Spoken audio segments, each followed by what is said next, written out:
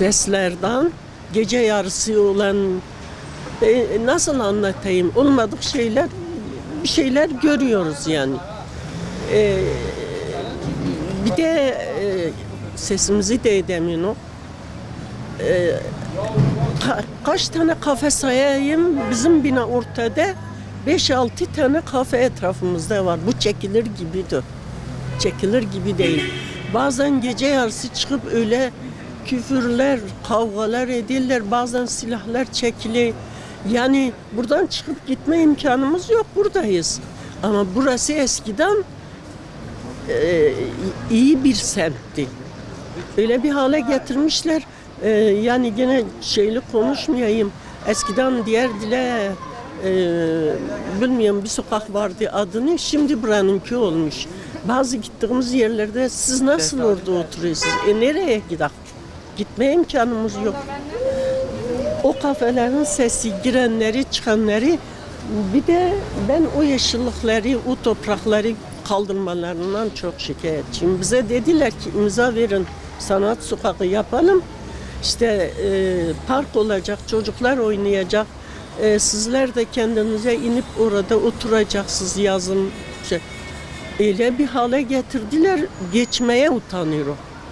Geçmeye değil gidip orada oturmaya. Oturmaklık bir hal yok zaten.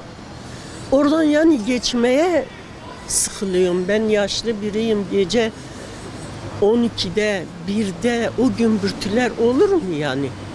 Çekilecek dert değil. Bir de üstelik çıkırlar, kavgalar, küfürler havada uçuşuyor. Benim gençlerim var. Nereye gideyim bunu belediyeden şikayetçiyim, bilmiyorum. Burayı yönetenden şikayetçiyim. Eskiden böyle değildi. Kayyum geldi böyle oldu. Bilmiyorum.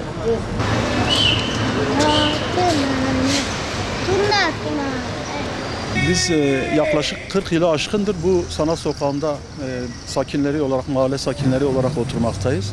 Özellikle yazın evde oturamaz hale gelmiş durumdayız. Yüksek ses, canlı müzik yapılıyor.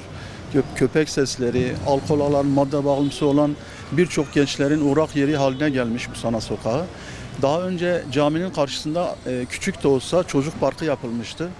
Bu çocuk parkı zamanla kafe sahipleri tarafından her gece bir parçası koparılarak, parçalanarak yok edildi. Tamamen kaldırıldıktan sonra Münir Karaloğlu zamanında kaldırımlar peşkeş çekildi. Kafe sahiplerine kafe olarak verildi. Yani bina o sakinleri binalarına bile rahat bir şekilde girip çıkamaz hale gelmiş durumda. Alkol alan, madde kullanan küçük yaştaki çocuklar sürekli bu caddede gidip geliyor. Onun dışında belediyeye yapılan, 155'e yapılan ihbarlar düzenli bir şekilde gelip kontrol edilmiyor. Yani geri dönüş yapılmıyor. Bizim sıkıntımız tamamen bunlarla ilgili. Burası sanat sokağı olarak yapılmış. Ama sanatın dışında her şeyi burada görebiliyorsunuz. Rant savaşları haline gelmiş. Bu kafeler tarafından rant savaşları haline gelmiş. Aile olarak mesela rahat bir şekilde bu sanat sokağından gidip çıkamıyorsunuz.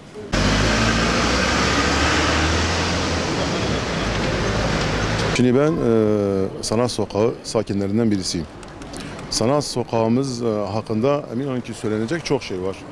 Yani ama hiç iyi şeyler değil. Çünkü ismiyle müsemma olmayan bir sokak olduğu için, yani sanat sokağı ama sanattan başka her şeyin olduğu, her sanatın, fuhuş, içki, uyuşturucu, kumar, her şeyin olduğu bir sokak olduğu için sanat sokağı hakkında söylenecek çok şey var. Şimdi sanat sokağında birinci söylenecek şey bizden imza alındığı zaman, belediye burayı ilk yaptığı zaman bizden trafiğe kapalı yeşil alan olarak diye imza alındı. Burası trafiğe kapandı. Başta yeşil alan oldu ama en son eski valimiz Sayın Münir Karaloğlu burayı yıkmaya karar vermişti ki bir sabah ansızın kalktım baktım sanat sokağı darmadağın olmuş. Hepsi yıkılmış. Hatta sanat sokağı yıkıldığı zaman buradaki birçok kafede üzerine devren satılık diye yazı yazıldı. Bu yazılar yazıldı. Biz bunu bizzat gördük. Dedik herhalde demek ki sanat sokağını gerçekten sanat sokağı haline getirecekler. Ama ne olduysa bir hafta sonra bir baktınız tadilat durdu. Yani buranın yapımı durdu. Ondan sonra tekrar başlanırken bir baktık bütün sanat kafelerin hepsi burada devre satılık yazısını hepsini kaldırdılar. O kaldırdıktan sonra bu sefer hepsi önlerini parsel parsel almaya başladılar. Şimdi Sanat Sokağa baktığınız zaman kafelerin önüne bir sürü baraka yapılmış. Kafenin içindeki kendi alanı 100 metrekare atıyorum. Hani atıyorum. Ama önünden aldığı alan 200 metrekare. Şimdi siz bunu onlara vermişsiniz. Hangi akla hizmet bu kadar fazla vermişsiniz? Sanat Sokağı'nda kafeler yani sokağın ortasına yapılmış. Şimdi buradaki ses ve gürültü çok aşırı bir şekilde insana geliyor. Neden geliyor? Buradaki bazen belediyeye gidiyoruz, belediyeye söylüyoruz. Belediye diyor ki desibel, mesibel falan bir şeyden bahsediyor. Hatta desibel makinenin bile yokmuş ama şimdi burada siz Sanat Sokağı'ndaki bu barakaların yazın zaten bu pencereleri falan hepsi açılıyor. Açıldığı zaman adamlar oraya zaten televizyonla bırakmış. Şimdi sen normal televizyon sesi açtığın zaman sen sokağın ortasında televizyon açtın. Yani bunun yüksek sesle açması gerekmiyor ki.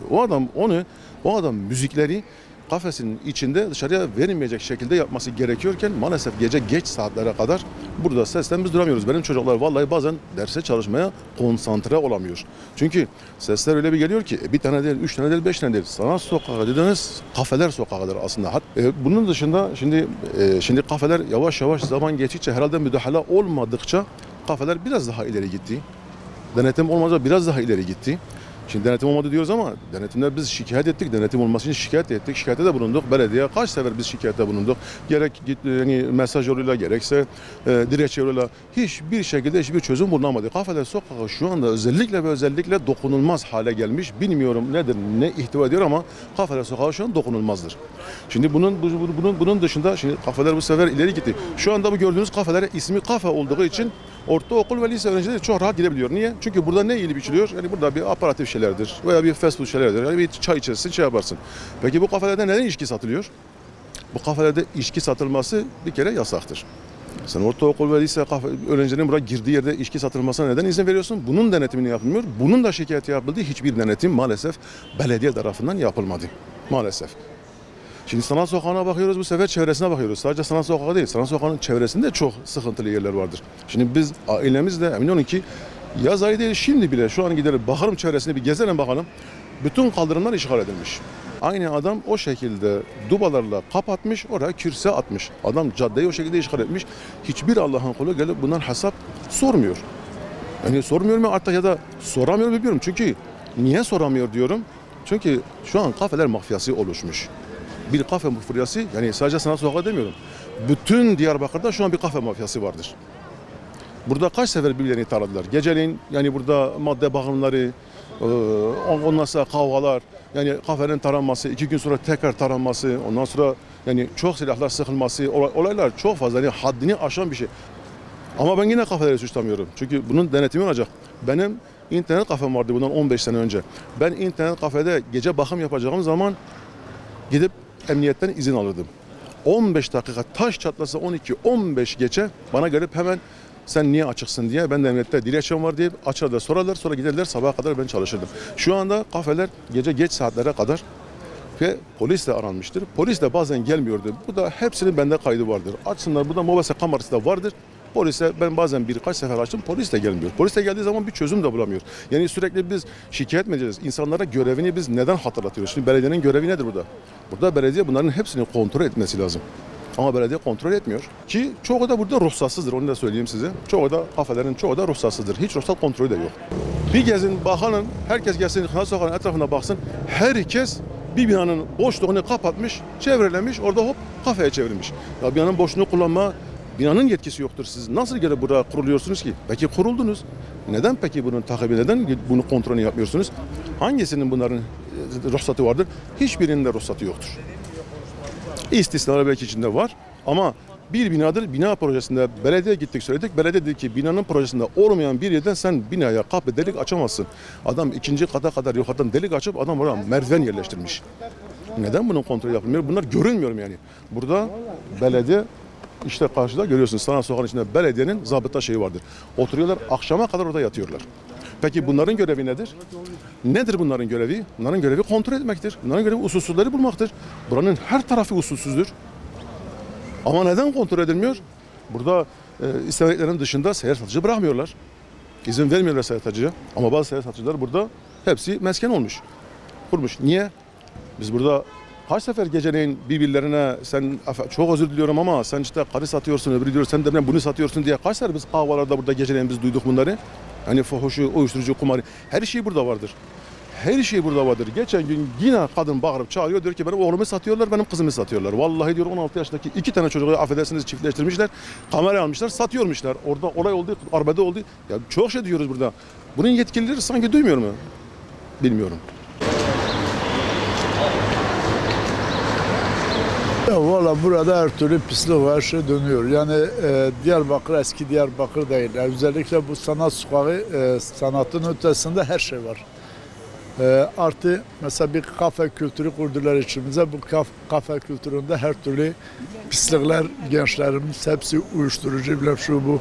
Bir de bu kristal diye bir şeyler çıkmış, onları kullanırlar gençlerimiz. Her türlü yollarda gidiyorlar yani bunu herkesin bilmesi lazım. Bir de sanat sokağı isminde sanatın olması gereken yerde kafe kültürü, sevgili kültürü, arkadaş kültürü, şu bu kültürü oldu. Yani o kültürden çıktı. Diyarbakır halkının kültürü bu değil. Her tarafta uyuşturucu, affedersin fuhuş, ne bileyim haddini aşan saygı sevgi olayı da kalmadı. Yani haddini aşan çok şeyler oldu. Bunu da serbest bırakıyorlar zaten. Normalde gençler de çok güzel düşüyorlar. Yani diyebileceğim bu.